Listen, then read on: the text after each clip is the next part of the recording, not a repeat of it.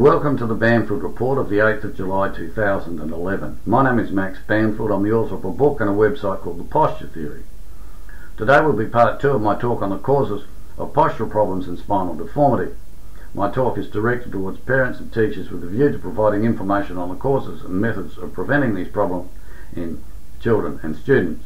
In my previous talk I discussed the 3 main factors which contribute to such problems, and they are the pliability of the young spine, nutritional deficiencies which weaken the spine, and the consistent or prolonged mechanical forces on the spine. I will be discussing how such prolonged forces can alter the human body in other ways, using information from history to illustrate those effects. This is an illustration of how some tribes people would place holes in their earlobes and then apply weights until eventually the earlobes reach the shoulders, as you can see there. This is an illustration which shows how they placed a hole in their lower lip, applied weights to create this effect. And this illustration shows how the tribes people would place their babies in a backpack, apply a block of wood to their head, strap it down, strap them in, with the objective being to alter the shape of their heads. They were known as the Flathead Indians, and in the adults the skull would look, as you can see in the top illustration, where the skull is inclined backwards, and in the lower illustration you can see the appearance of a flat head. And these tribes people were known by surrounding tribes as an inferior race.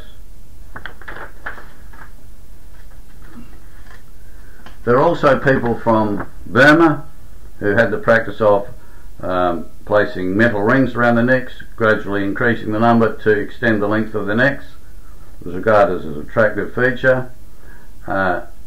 The effect is that instead of the weight of the head being supported by the muscles of the neck, supported by these metal rings, and as a consequence the muscles of the neck atrophy and become weaker. And in some instances later in life, where the women had these neck bands removed, there are some examples where the woman's head fell to the left or forwards or backwards or right, and they broke their neck or choked and died instantly. This is an illustration of a man who wore corsets, as you can see, to narrow his waist, quite a common feature throughout history. This is an illustration that shows the amount of force that was applied. That's a male corset in the 19th century, early 20th century. The belts and the devices, straps to tighten the waist, can be seen there, and the illustration also shows women's corsets.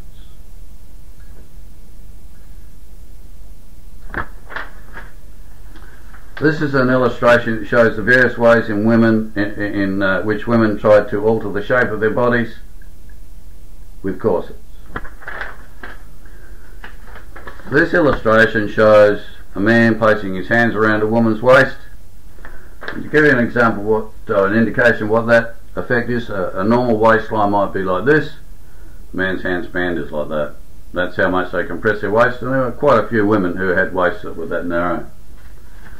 This is an illustration that shows you the extreme to which some women would go to get a narrow waist. You see they would often have maids or some other person tightening the laces of their corsets. Similar illustration with a man getting assistance to make sure his belt was tight. And this is an illustration of the effects of a tight leg garter. In this instance the arteries come down from the chest, are reasonably strong. The veins that go back to the chest, or the blood vessels that return to the chest, they are weaker and they have one-way valves in them.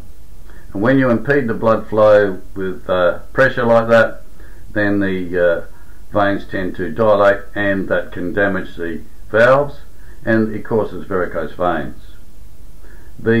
One of the effects is that if the person, for example, moves from the laying to the standing position quickly, in some instances the blood coming down from the chest takes a little bit longer to fill up those larger veins, and consequently there's a delay or an inefficiency in moving the blood up to the brain, so they may be temporarily faint. This is an illustration aimed at providing a geometrical indication of the effects of high heel shoes. As you can see, the heels are lifted, the hips are raised, there's a forward curvature in the lower spine, and often there's also a corresponding curvature in the upper spine. Some women, as they get older, they notice that their feet are sore, and if later in life they develop osteoporosis, which weakens the spine, any stoop which they have will become more noticeable. This is an illustration of the effect of high heel shoes and pointed toe shoes on the feet. You can see it's altered the bony structure of the foot.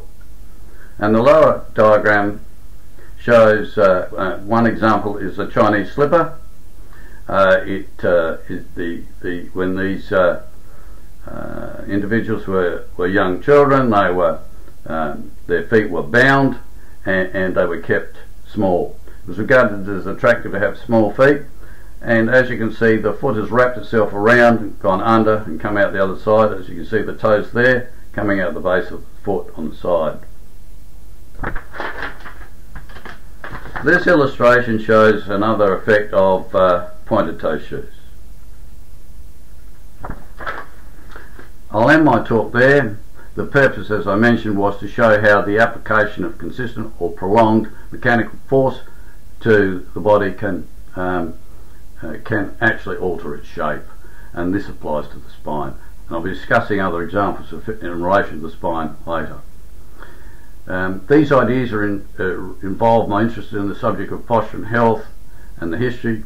As such, they are subject to my copyright. You are welcome to discuss and write about them, but please acknowledge the source of the information. Other than that, thank you for watching this video. I hope you found it interesting and informative.